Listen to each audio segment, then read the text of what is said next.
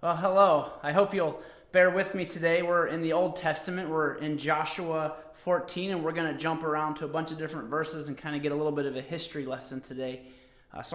Once we do that, I have two questions, two observations, and I want to finish with two questions to challenge you with for today. So let's go ahead and look at that. Joshua 14, and I'm just going to hit a few different verses here so we don't read the whole thing. But 14, starting in verse 7. I was 40 years old when Moses, the servant of the Lord, sent me from Kadesh Barnea to spy out the land, and I brought him word again as it was in my heart. This is Caleb speaking to Joshua.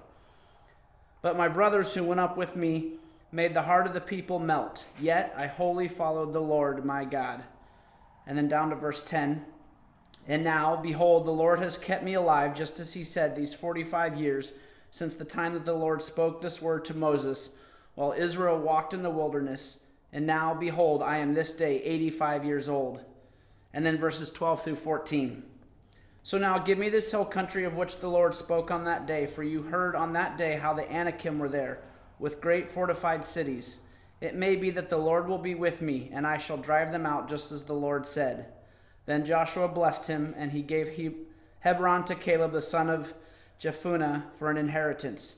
Therefore Hebron became the inheritance of Caleb the son of Jephunneh the Kenizzite to this day, because he wholly followed the Lord, the God of Israel. So question number one, what happened? Well, we know that this is the story of when the Israelites were given the promised land and they sent 12 spies out and they came back with a negative report, and we'll go read that in a second. And this now is taking place 45 years later when they have conquered the promised land, and Caleb is coming to ask for his inheritance. And so first, what happened? Well, let's step back to Numbers 13, verses 25 through 28. This is at the end of the spying. At the end of 40 days, they returned from spying out the land. And they came to Moses and Aaron and to all the congregation of the people of Israel in the wilderness of Paran at Kadesh. They brought back word to them and to all the congregation and showed them the fruit of the land. And they told him, we came to the land to which you sent us. It flows with milk and honey, and this is its fruit. However, the people who dwell in the land are strong, and the cities are fortified and very large. And besides, we saw the descendants of Anak there. And then also verse 32. So they brought to the people of Israel a bad report of the land that they had spied out, saying, the land through which we have gone to spy it out is a land that devours its inhabitants, and all the people that we saw in it are of great height. So here we are. The Israelites had come towards the promised land, and these 12 spies were down here somewhere off the map in Kadesh Barnea. You probably can't even see my finger. Okay, and they came up through the Negev. They came up here, and they came up to spy out this land. It said they came to Hebron, which is right here, and a number of different cities in this area. And so this is where they spy, and then they come back down here and give out a bad report. 10 out of the 12. We know, of course, that Joshua and Caleb didn't, and so the Lord spared their life, and they were able to enter and see the promised land. So question number two, what is an Anakim? Right? It said you heard on that day how the Anakim were there. They were scared because of these people, the Anakim. Who were they? Well, let's jump back again to Numbers 13, 33. And there we saw the Nephilim, the sons of Anak, who came from the Nephilim. And we seemed to ourselves like grasshoppers, and so we seemed to them. They compared themselves to these people that they felt like grasshoppers next to them. So these were giants in the land, living in the land, and they saw that, and they were afraid of them, especially in their small size compared to them. And that's a pretty drastic difference when you feel like a grasshopper. That's a small creature that walks this earth, and so giants. And so they give the bad report. And so here's where we are. This is where we find ourselves. God cycles out the over 40 years, the people who were going to get the inheritance, and so now we have a new generation, and Caleb is part of that, and Caleb is now asking for his inheritance. And so Caleb is given Hebron as his inheritance for being faithful to the Lord. And so here we are, observation number one, Caleb wholly followed the Lord. Verse 8 again, right? It says, my brothers who went up made the heart of the people melt, yet I wholly followed the Lord my God. And I love that word in there, wholly. fully and completely. There was no part of him that didn't. He wholly followed the Lord. Numbers 13:30, back when they're giving the report, we'll step back one more time. So in the middle of all that report and that stuff I read earlier, this is what Caleb said when the others were fearful and didn't want to enter the land. Caleb said, verse 30, but Caleb quieted the people before Moses and said, let us go up at once and occupy it, for we are well able to overcome it. What a difference, right, between the two people, those that were scared and fearful and didn't want to enter the land, and Caleb who trusted God's promise and said, let's do it, let's go. Caleb was wholly, fully committed to the Lord, and he's aware of that, and he uses that when he asks for his inheritance. And so the second observation then is Caleb continued to remain faithful, and this is what we're talking about.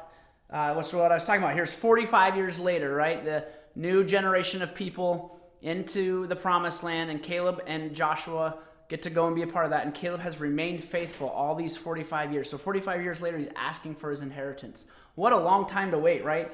I think many of us are not that patient when it comes to trusting God's promises and waiting for the fulfillment of them. How many of us have waited and prayed for something for years, or not even years, and we just feel like giving up on it, or we don't remain faithful to it? And yet Caleb remains faithful. I think about my kids all the time. Like after 3 days, they completely lose patience for something, and they can't wait for it any longer, or whatever it is. And so yet we see Caleb wait 45 years. What a testimony to his faithfulness to the Lord, and what a challenge for us.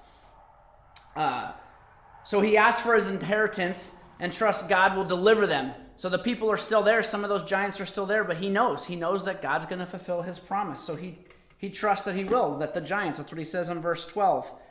So now give me the hill country, and it may be that the Lord will be with me, and I shall drive them out just as the Lord said. He's saying, hey, God's going to be with me, and he'll drive them out. And we see that come true in the next two verses that I read earlier, 13 and 14. Joshua gave Hebron the capital to Caleb, not the capital. He gave Hebron to Caleb, and therefore Hebron became the inheritance of Caleb. It happened. He was able to drive them out. And we see this if we look ahead in chapter 15, verse 14.